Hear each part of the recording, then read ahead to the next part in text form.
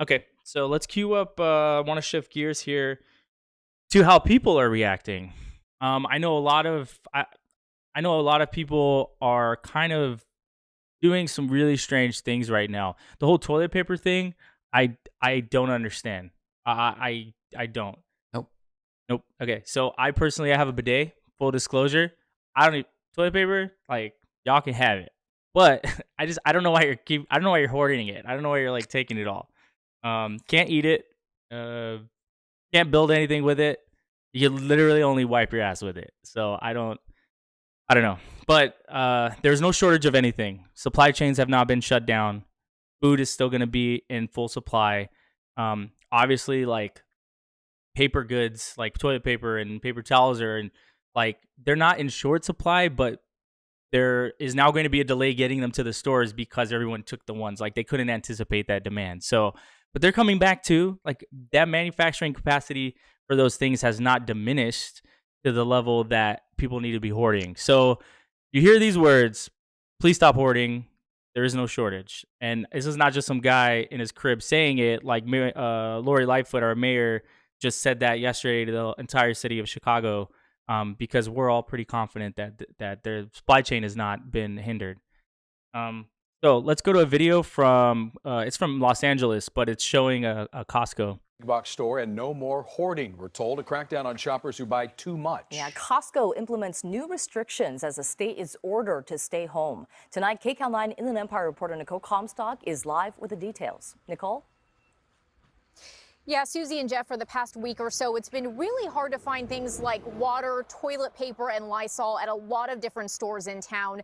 And of course, Costco has been one of the biggest hotspots for those items because you can buy in bulk here. Well, now the company won't let a lot of people make those returns if they bought too much. Shopping carts are still stacked high at Costco's across the Southland. But customers here in Chino Hills say buying in bulk during the COVID-19 crisis is starting to run a little bit smoother. It was fine. This is my second time coming within the last 2 hours. But before you rush to judgment, Cheryl is here again to help, not to hoard. Yes, I had to call my sister, see what she needed. I'm a good sister. A sign in front of the store says they're currently out of 13 essential food and hygiene items. That's why the company is cracking down on coronavirus panic purchasing. In Montclair, they're using pellets, traffic cones, and construction netting to line people up outside and control the crowds inside. Costco's are also limiting the amount of essential items customers can purchase and prohibiting returns of recently hoarded items like toilet paper, paper towels, sanitizing wipes, water, rice, and Lysol. They shouldn't take returns. They overbought. It kind of puts them in their place. Like, you can't be doing that. You know, taking advantage of people during a national crisis. Tina and Robert Kinder feel like stricter rules earlier on by stores and government officials would have significantly eased the transition into this historic pandemic. And it's been a bit difficult, a bit challenging. But this family says it's all going to work out if we look out for one another and respect new rules during this uncertain time. I think it's just important to be family time right now. Stay home. Cool. Yeah, should we get there? But yeah, a couple things from that, right? Obviously, people, like I said, people are hoarding a bunch of supplies that they don't need to be hoarding. But I also wanted you to hear kind of what the people were saying themselves, like about the lack of information and the lack of instruction, which on the ground level, people are attributing to the reason why others are freaking out and buying everything up. It's like a snowball, you know, it's a mass effect kind of thing, you know. You got a small group of people that start going and grabbing everything, and then everyone else is like, well, like herd mentality, like I need to be doing that too. And so, you know, be very mindful about your actions and kind of the waves that you can create in the world. So this one, like, I don't know, this next video, it kind of like, I don't know it's upsetting, but like, I'm not 22 years old anymore. Right. So I don't even know how I would have responded at that time. But it's upsetting that they're not listening to what others are saying. So go ahead and show this next tape. This next tape is another group of individuals who, because they don't have the right information, are making very uninformed decisions. If I get corona, I get corona. At the end of the day, I'm not going to let it stop me from partying. You know, we've been waiting for Miami spring break for a while. About 2 months we've had this trip planned. 2-3 months. So we're just out here having a good time. Whatever happens, happens. Like, it's really messing up with my spring Pause break. it. So because you planned this 2 months ago, doesn't matter what's going on with the world, we still have to do it. You plan it. Break. What is there to do here other than go to the bars or the beach, and they're closing all of it? It's really messing up. I think they're blowing it way out of proportion. I think it's doing way too much. Doing us bad. We need a refund. This virus ain't that serious. It's serious. It's more serious things out there like hunger and poverty, and we need to address that. Pause it. Yeah,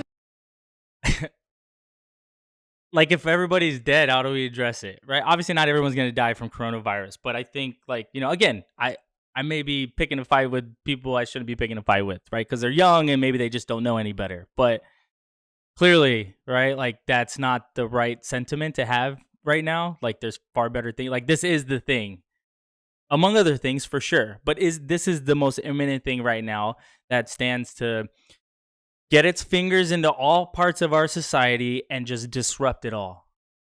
So, I mean, we planned this a long time ago, and it was kind of up in the air if we still go, but like, we're here. I just turned 21 this year, so I'm here to party, so it's kind of disappointing, but we're just making the most of it. We met these other people in our little Airbnb spot, so we're just hanging out with them and trying to get drunk before everything closes. I mean, it sucks, but we're gonna make the best of it. We're enjoying ourselves. It sucks, and I'm from New Orleans, so this really sucks. However, we're gonna enjoy ourselves. We having day parties all day.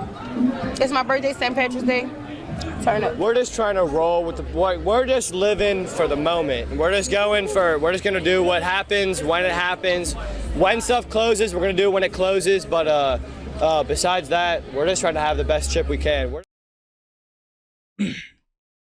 yeah, so again, I think one of the most important things you can do right now is to think about other people first and then yourself second. I think it's that simple. And if you put yourself in that mind frame, all the decisions that you make over the next, like I said, some are saying upwards of 2 months, 3 months, I think they'll all be kind of on the right side of history, those decisions, if you make them with other people in the forefront of your decision-making process. Because again, this isn't about you, right? So yeah, you may need to go out to the store and do whatever, right? But think about, do you live with your grandparents, or, you know, like, do you have contact with young children? Like, just make the decisions for their benefit, not for your own.